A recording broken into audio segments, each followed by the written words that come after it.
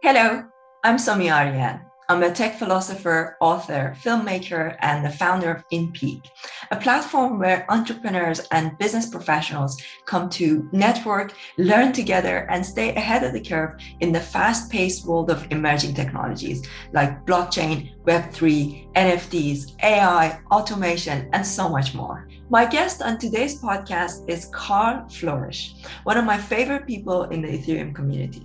I first heard him on the Bankless podcast, and I was really touched by his optimistic outlook on technology as a whole and blockchain, and especially Ethereum in particular. It's no wonder that he is now the Chief Technology Officer at Optimism, which is an Ethereum Layer 2 scaling solution. We talked about the cultural and socioeconomic impacts of tokenization and so many new challenges and opportunities that come with it.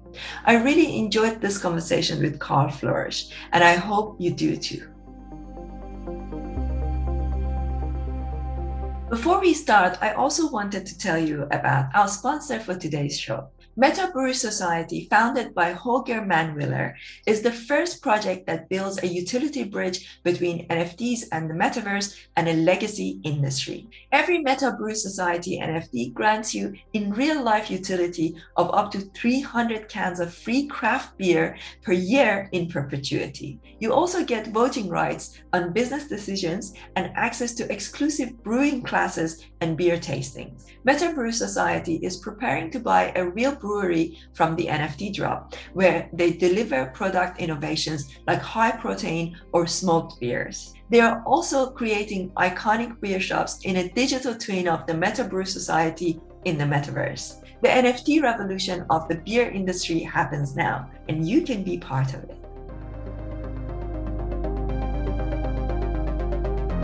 So I listened to your podcast interview on Bankless, and I was so impressed. I think it was one of my most favorite conversations, and I listened to everything on Bankless, right? I'd say possibly my most favorite. I really, really enjoyed it, okay?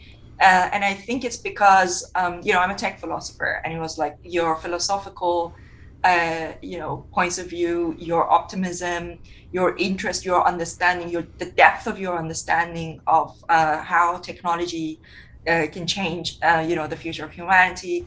It was so interesting to me. I really, really enjoyed it, and I can't tell you how excited I was, that we would be able to have this conversation.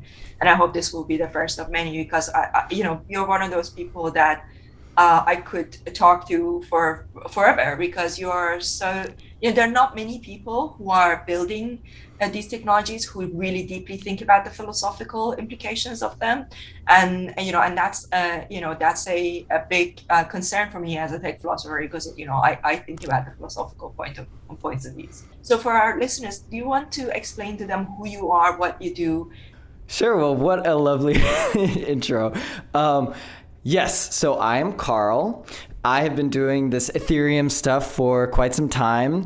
Got in really deep in like 2015 or so. I then worked on consensus protocols with Vitalik and like did all of these things. And at that point I was doing a bunch of like public speaking and kind of more quote social media stuff. But then I just kind of went into build mode, and I continue to be in build mode, to be honest with you. But co-founded Optimism with Jing and Ben, and have been doing that kind of ever since. And it's been a wild ride, to be honest. But you are very astute in that I don't. It's just a lot to put ideas out there. I like putting ideas out there. I'm not big into being the receiver of all of the craziness that is, likes and all. Oh my gosh, it's.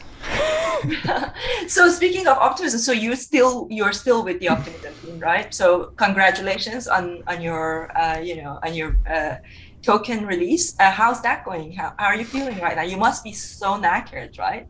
Yes, it is crazy. It is a lot happening all at once. I will say that we have been trying to realize this vision for years. Like 2018, I think, is when it really kind of became super clear that we needed to simultaneously scale Ethereum, right? Scale this blockchain technology and also start funding public goods and like build actual sustainable mechanisms for governing and funding public goods. And so it is really exciting and a little overwhelming to have finally gotten to the point where like the beginning of the governance and, you know, the Optimism Collective, which is what we're calling this kind of governance system that we intend to have fund an enormous number of public goods. Like if we actually succeed at our absolutely insano vision, like it will be, we'll have millions and millions of Optimism citizens and token holders, and it'll be a big, big fun thing and collaborative and bottom up, and I'm very excited. So look, I haven't used Optimism myself yet. I haven't quite understood how to. Like we have got our NFTs coming out on the main Ethereum mainnet, and I really wanted to try and use a layer 2 solution to make it cheaper, easier. But I think that right now we don't yet have a full understanding. But let's first go back to, I have made some notes here of your conversation that you had with David Hoffman. So one of the things that you said, you had mentioned something that was a quote from someone else. Can you remind us who this quote was from? Crypto allows us to program money. Programming money allows us to program incentives, and programming incentive allows us to program people.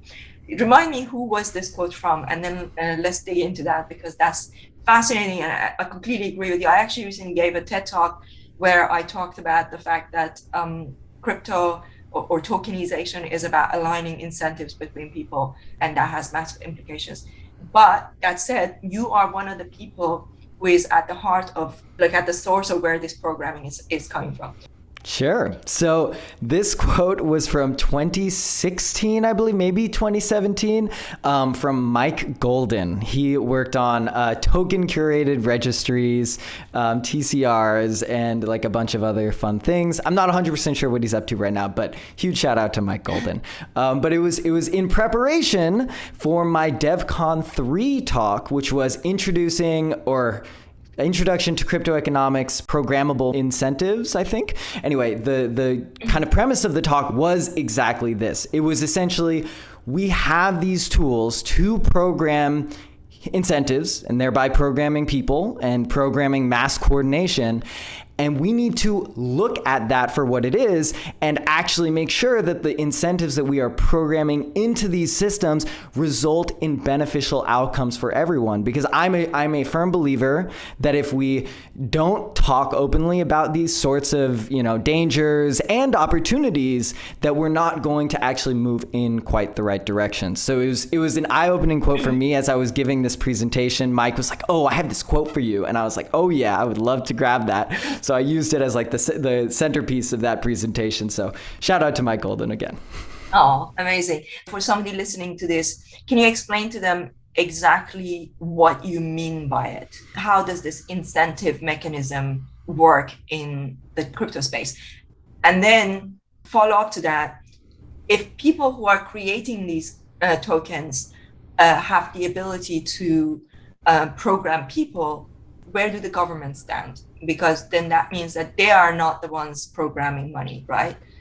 So for millennia and for centuries, governments have been able to kind of use money as a way to manipulate people. But now, for the first time, they are not the ones creating that. So where does it leave them?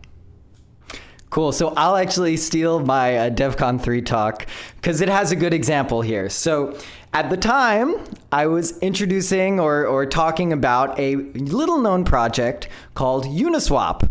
So it was little known at the time, but it is now one of the top crypto projects, and it's a decentralized exchange which transacts billions of dollars all of the time. So it is incredibly popular. It is just an unbelievable success. But at the time that I was talking about it, it was nothing. It was my friend's hobby kind of project, and he was able, this is the thing that was so incredible to me about Ethereum. Ethereum gave him the tools. It empowered Hayden to write software which could be trusted by people all across the internet who don't know Hayden, who have no connection to him, with thousands upon thousands and eventually millions upon millions and eventually billions upon billions of dollars. So that is mind-boggling. Now, how does this relate to programming incentives and programming people? Well, in Uniswap, there are two roles. There is the exchange, the person who's exchanging the money, and then there's the liquidity provider. And the liquidity provider is, putting up this money, and now people can exchange. And one of the people that we suspected would start exchanging very often were these arbitragers, so these bots that would go and they transact and they trade and all of these things. So my friend Hayden was able to write some, a few hundred lines of code, very small bit of code, deploy it to Ethereum, and thereby bootstrap all of this trust, this network of people that are all interacting with this system in an incredibly predictable way. It's not like we uploaded this thing and, boom, now it's off on going crazy. It was we have a pretty good idea of the incentives that we are creating when we deployed this mechanism. So we were able to analyze what those incentives are, deploy a system, and then have people interact with it and scale it up to this enormous scale, all in a, garage, budget, one person, and a friend. It's just a mind-boggling thing. And so that money, the key there, right, is that money and trust are how we scale coordination today, right? This is what we do. We have these, this whole capitalist system where we're paying money, and that's the one thing. Everyone speaks money. That is at least, that is the status quo. And so we're able to use Ethereum to speak a universal language and scale that trust and scale interaction with all of these people. And that's an incredibly powerful tool, and it's also very scary. Yeah, definitely. Okay, so now let's go to my second question that was about government. So because if anybody who understands the way that the mechanism, like Satoshi, for example, right? The first person who created that, right? They realized that they could create an incentive system for the miners to continue and to have these limitations on the number of tokens, and that this could go without him, right? So then look at the disruptions that has caused and it's continuing to cause. I mean, it's just really starting to cause to the governments. So then Ethereum comes along and it's okay, now we are going to take that ethos and apply it to everything, not just to money, but to everything, right? So what does this mean for the future of governance? I am extremely bullish on the prospect that many of the functions of government can be solved in a more bottom-up and self-organizing way. So what does that really mean? The main thing that Ethereum provided Hayden is it empowered him to have new tools at his disposal that were not available before to an average individual. And those tools are the tools of mass coordination, because they have to do with money, they have to do with incentive systems. And the fact that we're able to now experiment with all of these incentive systems at such a rapid pace and in such a bottom-up manner means that I think that many of the issues, the systemic issues, the governance failures that we have today can actually be remedied by the systems that we are now creating. And we're creating in this bottom-up entrepreneurial, empowerment kind of way. And that's really exciting. And I hate to have a kind of adversarial relationship with government, because I don't think it necessarily needs to be adversarial, because at the end of the day, government is for the people. It is, this construction that we all, have benefited from and, suffered from also. But like, this is something that is part of our lives. And I think that giving people tools and empowering them is something that is just like a net good that can kind of expand what we see as a governable surface area and do a better job at it. Yeah, definitely. I agree with you. But one thing that we need to bear in mind is that, I always talk about the fact that jobs, any kind of job, most of the time is a result of inefficiency, right? Like a job is created to compensate for an inefficiency. And if you could write a code that would, remove that friction and inefficiency, then that job disappears. So that applies to jobs in the government as much as it does to everywhere else. So regardless of just governments in general, you think about something like Uniswap, compare that to something like Binance, the number of staff, everything that it takes to run that. As opposed, how many people work with Uniswap right now? Right now it's relatively big, but I think it's less than 100. Let's take a look, right? I want to see how many people work in Binance. Binance, 4,000, over 4,000. Wow. And Uniswap has got less than 100. It's because, essentially Uniswap started out with a line of code, basically, right? Yeah. So that was written by one person. So of course we have to look at, how much they're turning over, etc. Another very good example, if you not thinking in terms of Web3, when Instagram was sold to Facebook, they had 15 people working there and they sold for 1 billion. And in the same year, Kodak with 135,000 employees went bust. Wow.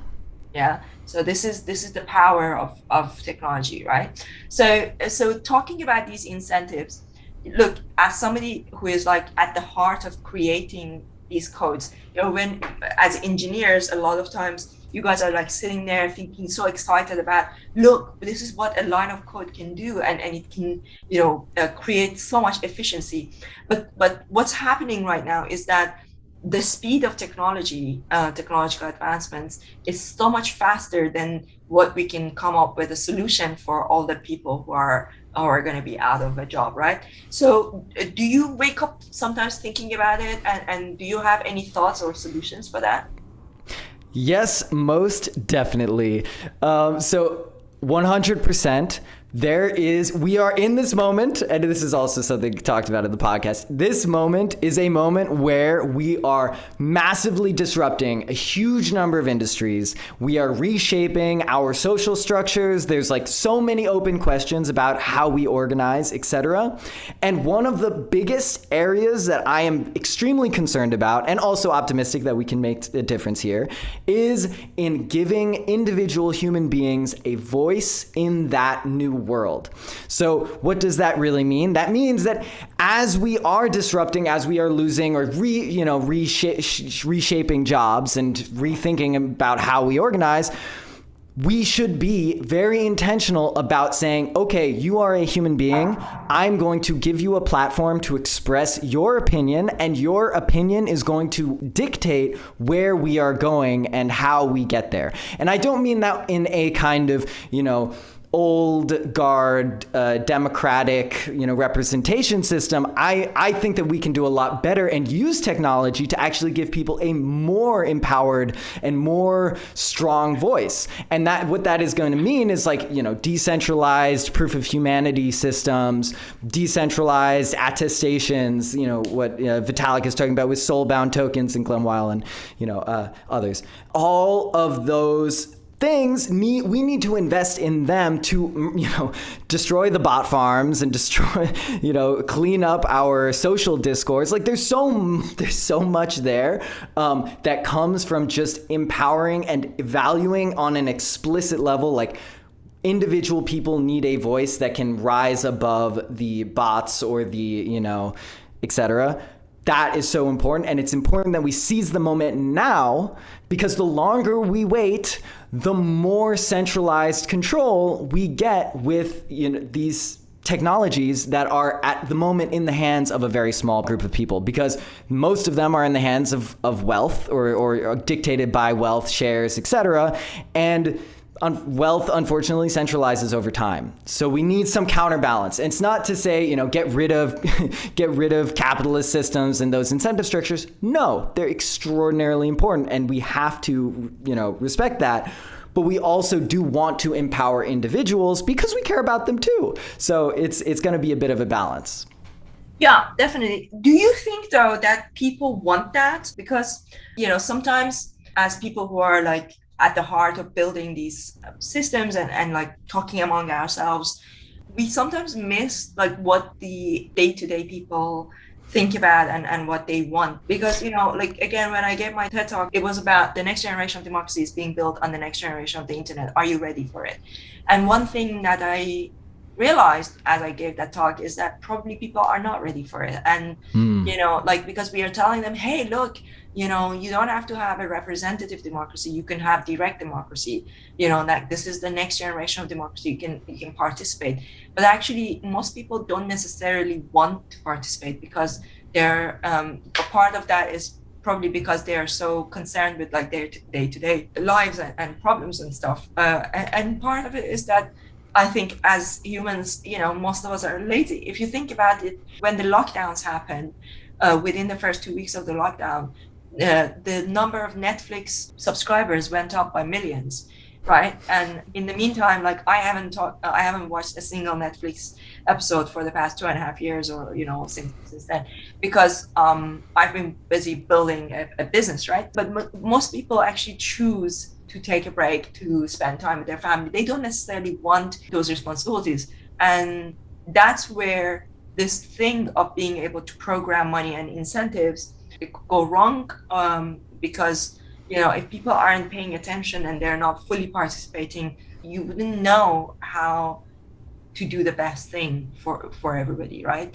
So do you have any thoughts on that? Yes. So there are two key things here, I think. The first one is that, honestly, shout out to Lex Friedman podcast. Oftentimes he talks about this thing, which is that we think about AI, machine learning systems as a centralizing force, where we have these companies that are creating these algorithms that are spoon feeding us information, and we're just kind of, just now using them. And that's a very centralizing force. But the same technology can be used to enable us to express ourselves and have preferences that we otherwise wouldn't have time to do. So, okay, what does that really look like? Like, something that I personally would love is if I could kind of, first off, so if I could just kind of exist on a day-to-day basis, doing the things that I like to do. Maybe I answer a question, or maybe I complain about something on occasion. But like generally, it's like this transparent system that I don't have to worry too much about. If I want to worry about it, I can look in and see how my points are being allocated. But like roughly, I just have this, this is kind of sci-fi, right? You got to get me on it. But like, I just want to do my thing and then have an AI kind of thing that I can trust, that I know how it works roughly, and I can inspect it, and then I can look at the decisions that it's making for how, what it thinks my preferences are. And then I can use that, and I can say submit. And now boom, I've submitted my vote, and I barely did any work. I didn't do any stupid research on some like weird like politician that I don't understand and I don't hope to ever be able to understand, right? All of these things. It's just like too much overhead. As you said, like I can't do that. I can answer some simple questions. Am I eating good food? Am I sleeping enough? Am I, do I have good friends? Do I feel connected to my community? Do I go outside enough? Do I have health problems? Like, those are questions I can answer, and I'm not going to understand the like policy decisions and that's just too much. Also, generally, it would be nice if we could get away from like heavy-handed policy decisions. But okay, that's another side tangent. That was the first part. So that's about like people being empowered to, not have to worry about so much of the decision-making process. And the second thing is I do think that it is important for the builders who care about this stuff right now, who are building and looking out for the future, that we build systems that enable people to express themselves if that technology is created that makes it really seamless to express yourself and like low friction. Because I think there's a good reason why we would want to be building this out of our own self-interest, because I want to live in a world where the vast majority of people are happy. If I wake up 30 years from now and I go to some country, some town, something, and all I see is just devastation, that would be a very bad experience in my very selfish interest, right? I'm like, this is horrible. The world is messed up and I don't like it, right? I think everyone innately has a bit of an empathetic thing that their personal feelings are dictated by the feelings of people out there. If there are people suffering, it hurts you. And that I think we should be cultivating that. And we should also acknowledge that as builders so that we take our power as builders, put it in the hands of these people, build systems for them to actually report how they're doing, and then build the kind of infrastructure to, make our economic systems reflect those reports. The way that you put it, it sounds so much more hopeful. And this is why I wanted to have you on here, because a lot of times people have got a lot of worries, a lot of negative feelings about technology. And I'm always trying to put them at ease and trying to kind of explain to them that, look, technology is a good thing. But that said, you need to participate in it. You need to, if you want it to go in the right direction, you have to be part of, giving it a shape, right? Okay, so this all sounds great. So now tell me a little bit about your history with Ethereum, because you're very young. You look very young. I don't know how young you are, but are you around the same age as Vitalik and the people around him? Yes. So little known fact, Vitalik, myself, and a few others, Jing, Phil, anyway, all of us are like within a few months of each other in terms of age.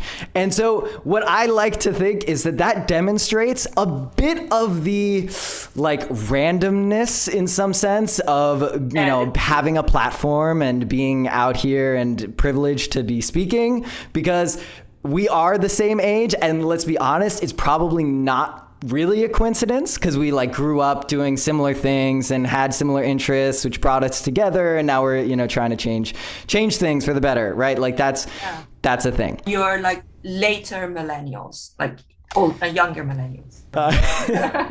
Yeah, 1994. So yeah, this was the way that I was introduced to Vitalik. Was I was just scrolling through YouTube, trying to be a little, counterculture, anarchist. I hated what's it called? Net neutrality laws. I was just like super anti that kind of stuff. Really loved open source. And I found Vitalik talking about decentralized consensus protocols and using them for things that I did not realize decentralized systems could do. Like I knew peer-to-peer technology would like scratch my, counterculture itch, but I didn't know that you could do so much more and actually like replace the institutions that we kind of, exist within, and replace Google and replace Facebook and all that kind of stuff. And that got me very excited. So I was in college, I was working on peer-to-peer stuff, but then I immediately started diving into Ethereum, just reading everything I could. I had a tech job for 1 month. I quit it. My mom got worried about me. We made it. And then I just started getting involved. I worked at Consensus. I worked with Mike Golden, at least in the same room. And then I ended up kind of wanting to drift closer and closer to the protocol, the core Ethereum protocol. Not necessarily because I knew a whole lot about the core protocol or consensus and all these really deep technical things, but more because I was really drawn to the people and the thinkers. Because, we don't really recognize the fact that Vitalik and Vlad and these early Ethereum thinkers were simultaneously incredible technologists, but also incredible political scientists and culture creators. And it was amazing. So I wanted to get close to that. So I worked with Vlad, who's this early, consensus protocol person that I mentioned. And then eventually I went up to Vitalik at a conference and was like, hey, I've been working with Vlad. It's nice to meet you. Could I do work for you? And he was like, okay, do this. And then he didn't talk to me for a week. And then I did it. And then I did it again and again. And I kept doing things for him until he realized that he could depend on me. And we, as I said, shared cultural, things and perspectives and background, kind of, all that stuff. Both played World of Warcraft. It worked out, and I'm very grateful for him. I'm grateful that he had a platform. I'm grateful that it gave me, very grateful. Amazing. So now you pointed out something very interesting here. You said that you were all born around the same age. Most of you, I'm guessing, white, a young male, very similar kind of culture, similar background, played the same games. Do you ever have any concerns? Do you ever worry that maybe the lack of diversity in the kind of people that are building these technologies may be a problem? And, could it be that you guys may be missing things? Yeah, so 100%, it does concern me. I think that there are things we can do at a lot of different levels. The things that I feel most empowered to do right now is have a level of courage, I guess, to kind of trust fall into the will of people that I don't know and that I don't really understand too well, right? Like, I know that I have a limited perspective, and I know that I won't be able to gain a ultimate perspective and make decisions on everyone's behalf. And part of that intuition is informing why we need to privilege individual human beings and make sure that they are represented and their voice is heard. And, the whole thing about building systems that empower people to express themselves. Like, that is the thing that I feel the most capable of doing at this moment, because it is a little bit scary, right? You're in this, you're building these protocols, you're, trying to envision this world, and you're like, oh my gosh, I'm just going to cede my ability to control my baby, right? There's a lot of instincts to nurture it, and I'm the one who can take care of it. But the incredible thing about decentralized technology and this ethos is that the axiom that we are motivated by is decentralization, is putting it in the hands of a lot of different people. And so that axiom, I think, counterweights the kind of Web 2 kind of allure of the, strong central corporation that has these major power centers. Like, the fact that we are trying to think about decentralization, I think, will hopefully naturally allow it to express and actually be built for more people. And I do think that this is a competitive advantage over the traditional kind of centralized powers, because it does incorporate more opinions, and by incorporating more opinions, you end up with a better product. So I don't think that this is some, I'm very interested in optimal and, actual incentive compatible design, right? We're building these blockchain systems, we're programming incentives. They have to be incentive compatible. It's not like we're empowering people just for the, we are, but all of these things, I'm trying to guide it in a way that is actually rooted in our own self-interest, our collective self-interest, as a species. But anyway, that's just one thing. There's many aspects, from education to, different networks that are built up, different organizations, community centers. I would love, oh my gosh. Anyway. Yeah, no, I'm really glad that, you think about that. So one of the things that I often try to explain, especially when I'm talking to women, trying to bring them into space, when I try to explain about technology is that there are three ways that we interact with technology. It's design, engineer, use, right? And maybe women don't participate as much in the coding, the engineering, but they can participate in the design and the use, because the design and the use will create this loop of feedback from the use, and then that feedback goes into the design. Because whenever people think about how do we get more women into the space, they try to immediately teach women coding, and that's good, but that's not necessarily like the optimal solution, right? The low-hanging fruit is to encourage more people of diverse background to use and then feedback on it so that the design can be improved. Part of the reason why I wanted to talk to you is like hopefully to get to know you and like think about how can people like me building platforms to bring in more people into the Web3 space. Like I have got quite a lot of members in our platform that I can see them being very, very useful in helping shape these things, but they are not coders. And just because they're not coders, they get locked out. And I'm not a coder. I taught myself Python just so that I understand to some degree when I'm talking to my developers, so I can speak their language. But I'm not a coder, and it's not something that it's a language. If you don't use it every day, you lose it, right? So I think that there's an opportunity for people like yourself to really think in terms of that design, engineer, use, and think how can you involve more people in the other areas. Nice. I mean, this is a new concept to me, but it sounds great. I definitely think that we underrate how many ways you can get involved and you can actually make an impact. I definitely, absolutely agree with that.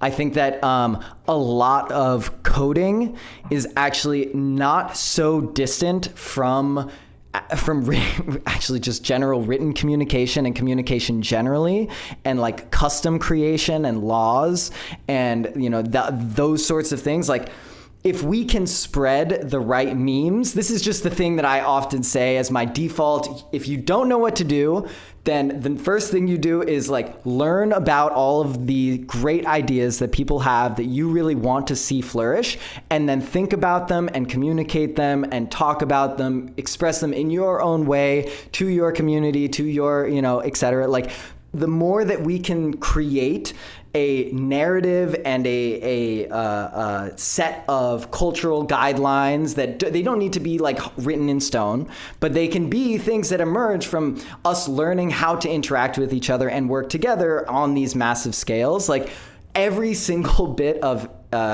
contributions that you can make to that collective effort is going to be enormously valuable. And I really do think that like, okay, the big secret, right, is that even though, blockchain gave us programmable money and programmable money gave us programmable incentives and that gave us programmable people, even though that is the case, we had programmable people for a long time. In fact, the way that we program people is by talking to each other, and in the war of ideas and the war of culture, and like, I'm not saying war of, that's a hot area, but what I just mean is like the ideas that create something like, liberal, the liberal world that we live in, like that, those ideas are incredibly valuable. And I think that we have way more evolution that we can do to like create fundamental axioms that guide mass coordination. For instance, similar to the axioms that people should be free and generally not be encumbered by dictatorial control, right? Like that's something that is like an axiom, a decentralization axiom that has been incredibly powerful. Yeah, absolutely. Absolutely. Okay. So decentralization, do you think that decentralization should become a value in society, just like democracy is a value? Yes. And I think that it has been a value. In fact, I think it's like kind of part of like liberal traditions and many other traditions. Like there's tons of thought has been put into empowering individual people to express themselves and not kind of stamping down values. And I'm learning about this stuff even recently. Like, I didn't really think about it, but like the idea of liberalism came before the idea of democracy.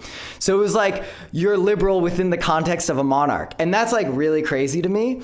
But I really think that as we move forward, we are going to evolve the cultural norms and expectations that we have for each other and the things that we are building to really promote decentralization, right? I really think that decentralization it's important from a technological perspective, that we encode decentralization into the systems that we build. So we don't have these implicit, secret, shadowy, centers of control. Don't like those.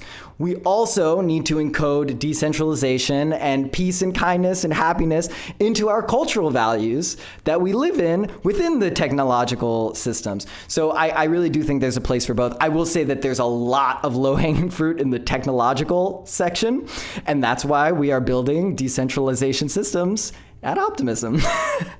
Yeah, we're going to get to Optimism shortly. So tell me this, do you ever get this question? It's a question that I get quite a lot. A lot of people think, well, crypto, you say that it's decentralized and it's going to empower people. But actually, for a lot of people who are thinking about getting into it now, they're like, look at the price of one ETH. It's so expensive. How do I get my hands on something like that? It's like at its highest level when the price of ETH was like around $4,800. That's like one person's a month's salary, right? And then there are people who are, including myself, who go and buy these NFTs that are so expensive sometimes, and people would look at that and they're like, how on earth do you say that this is making things more accessible? So for a lot of people looking at the prices of ETH and Bitcoin and things like that, they see it as being inaccessible and like that they can't participate.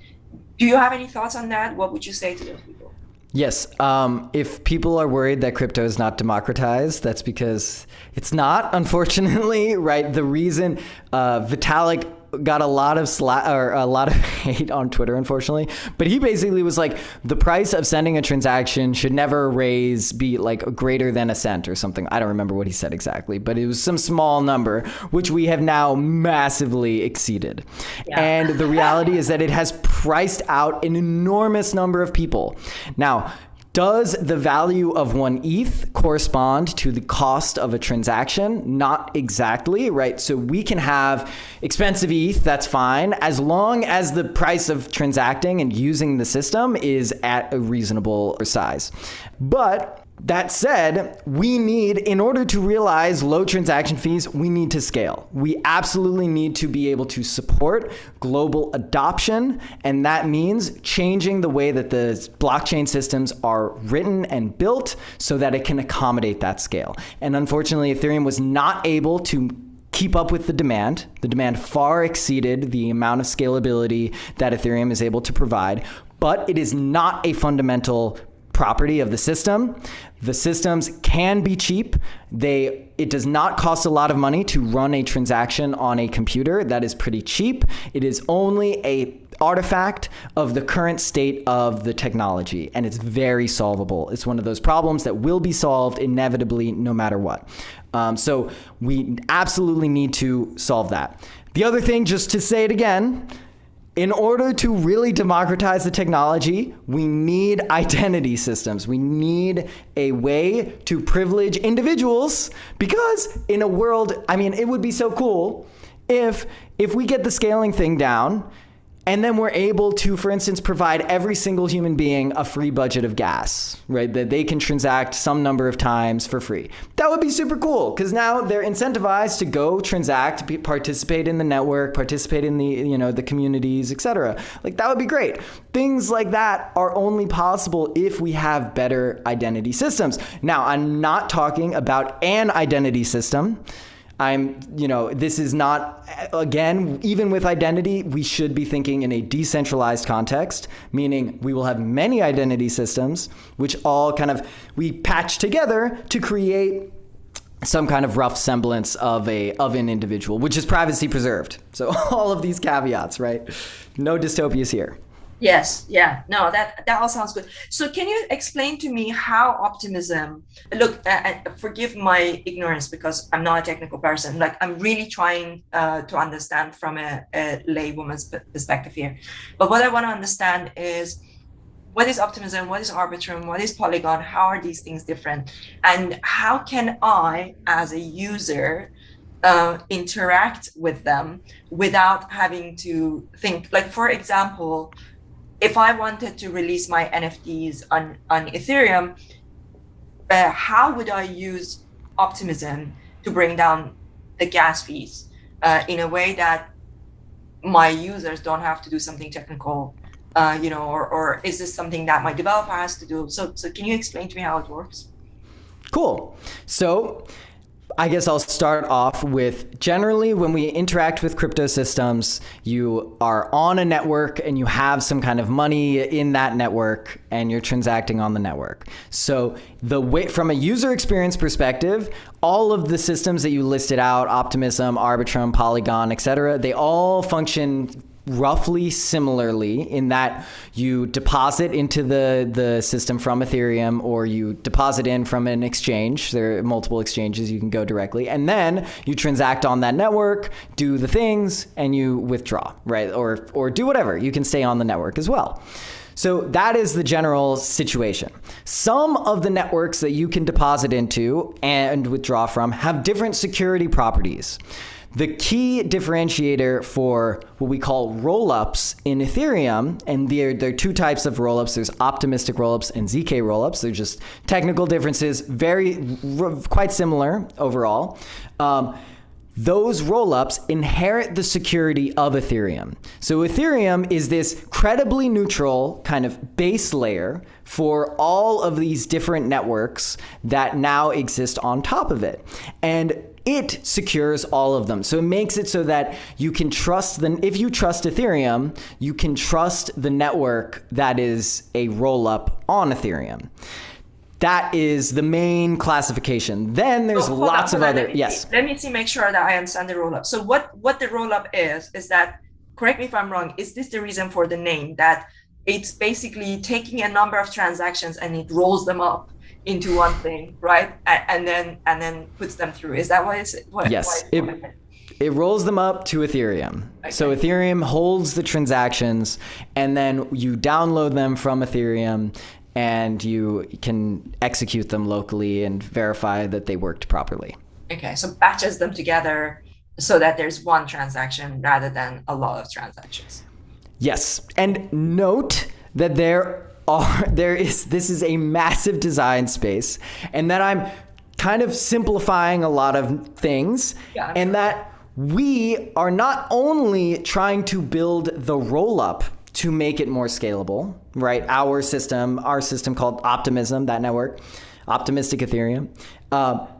We are also trying to upgrade Ethereum itself to support more rollup transactions. Okay. So there's this thing we're pushing called EIP 4844, this proposal, which will lower the fees across the board for all rollups on Ethereum. So it's very important that we actually not only improve the rollups, but also improve Ethereum. So the technology is a very, there are lots of dimensions, and that is what it is to be an engineer. It's trying to wrangle all the complexity and dimensions of, it's crazy. Okay, so sorry, I interrupted you. So you created the rollup. So now the question was, as a user, what does it mean to me? Like, how do I interact with it? Good question. So you do interact with it in the same way that you interact with depositing and withdrawing from different bank accounts or different exchanges or different Venmo, all of these things. You're moving your money from one network to another network. And so Optimism, you move your money to Optimism, and then you can transact within that network. Now, the difference between a Venmo or an exchange and a decentralized permissionless blockchain is that not only can you move your money to the blockchain, any developer can now deploy smart contracts, which are basically new applications to that network. So instead of imagine your Venmo can actually not only just send money around, but now it can do some, lending or, even more cool things, buying or selling NFTs, etc., all without the permission or the gatekeeping of a centralized entity. So that's the main difference of these blockchains more generally. So will it be like, for example, if I go to OpenSea and I'm buying an NFT, will it give me an option to say, would you like to buy this through Optimism? Yeah, it was like switch your network and, because I've seen, for example, when I'm sending money from Binance and when I'm sending ETH, it says sometimes, like, do you want to use Arbitrum, for example? But it usually says, but it's not available right now. Yes. Arbitrum is not available, right? I don't know why, but I've never used it, and because I didn't know enough about it, I never really even tried. So is that available right now? How do we see it? Where do we see it? Yeah. So it is indeed available right now. I would go to optimism.io for a bunch of information on it and how to bridge and all that kind of stuff, how to use it. For minting NFTs, there's a project called Quixotic. So shout out to Quixotic. They have tons of cool NFTs. You can go mess around there. And there's a whole list. If you go to optimism.io and you go /apps, then there's a bunch of applications that you can look at, mess around with. And yeah, it's a little playground. We also have a Discord. Okay, I will join that Discord. This is great. So we've got an NFT drop coming at the end of July, and then there will be a lot of people coming into our network who are in the space, and they're going to want to learn more about these things. So I think we just need to make these things more accessible, right? Because right now it's really only accessible to developers. And for example, you had a token drop, right? And the people who got the tokens were people who used it, but the people who are not developers wouldn't know how to use it. So if we want to get more people benefit from the token drops and community building, all that stuff, we need to show them how it works. Yes, definitely. And I do think that the sad reality is that at this very moment, it is very hard for a passerby kind of user to use the network. And from that perspective, it's a little bit, I think we need to invest in the tools and the systems to make them more user-friendly and a little bit more helpful to these end users, because it is so difficult at this moment to get involved. However, I will say that we shouldn't think of it as getting involved shouldn't be like black or white, like you're either on the network and you're involved or you're off the network and you're not involved. The reality is this is a broader movement, and that we can start talking about and investigating. For instance, if you're in the Discord and you've never used Optimism, but you've learned about it and you understand how it works and you're interested in what we're doing and the governance and you have your opinions, that's totally an acceptable place to be and totally reasonable. In fact, if I didn't have the time to deeply understand these protocols and these systems and what a wallet is and how much gas is a reasonable amount of gas, what gas is, all these, there's a huge amount of stuff. If I didn't have time for that, I honestly would be here for the memes and the culture. I would not be here for the actual usage of the network until it was in a more digestible state. So all that to say that we shouldn't feel bad necessarily that the tools and the industry is not in a good space for end users, because that's an opportunity for, if you wanted to start a company, you can go do that, start a company and fix one of those problems. But you shouldn't feel bad as an end user who doesn't have time to mess around with this kind of stuff and that's one of the problems that I'm trying to solve with our platform, to bring people like yourself, to educate, to teach people, to show them, to get them comfortable with it, because people feel really out of their depth when they are, when they're trying to interact with these things, and they just feel so self-conscious that they don't know enough about it, right? That they don't know how to use these things. So when do you think, for example, something like Optimism will be in a place where everybody will be using it? That is a hard question. Okay, really? Really, it could be in a year and a half. It could be in a year, right? With exponential growth. It could be in 5 years. It could be that we need to wait a long time and build slowly and, all the infrastructure, get it really ready, and then it just explodes one day. That is kind of the classic question where predicting one of these like massive societal movements is really, really hard. At least it is hard to do with any accuracy about a specific time. However, what I can say is that this technology, whether it is used for good or for bad, will be used and will be the basis of the way that we interact on the internet across the board, all over the place. And that seems extremely inevitable to me. I would be surprised if it takes more than 15 years for it to just absolutely change everything. But under the 15-year mark, all I could say is learn about it and, get excited by it and push the people who are building or get involved and build yourself. But the most important thing is we should apply pressure so that people are going in the right direction, building systems that are good for individuals, that empower liberty and justice and happiness and goodness, and be optimistic because the future can be bright. Yeah, absolutely. Well, final question. When is the merge happening? And does the Optimism success, have any kind of dependence on the merge? The merge is more of a security upgrade that also reduces the environmental impact of Ethereum. So that is, it's somewhat separate from our technology, because our technology is mostly focused on. It doesn't. Yeah, I mean, it affects us in so much as it reduces the environmental impact of the transactions that we're sending, and it affects us in that it reduces the security or increases the security of the transactions. So it's great. It's very exciting. I have no idea when it. I am not. I confess, I'm not involved in the kind of the merge process. No, I actually had Tim Baker on my podcast a few days ago. Nice. So we talked about Okay, good. Leave it to him. He will give you the answer. The merge has already happened. And no, I'm so gullible. Karl, it's been so much fun talking to you. I really enjoyed it. And I hope to see you at one of the conferences. I'm in London. Continue with what you're doing. I'm really proud of you guys, and really, really great to see that you are thinking so much about the philosophical aspects and the kind of human impact of what you're building. This is really what I want to see from our engineers. So this is great. Well, I appreciate it. Thank you so much.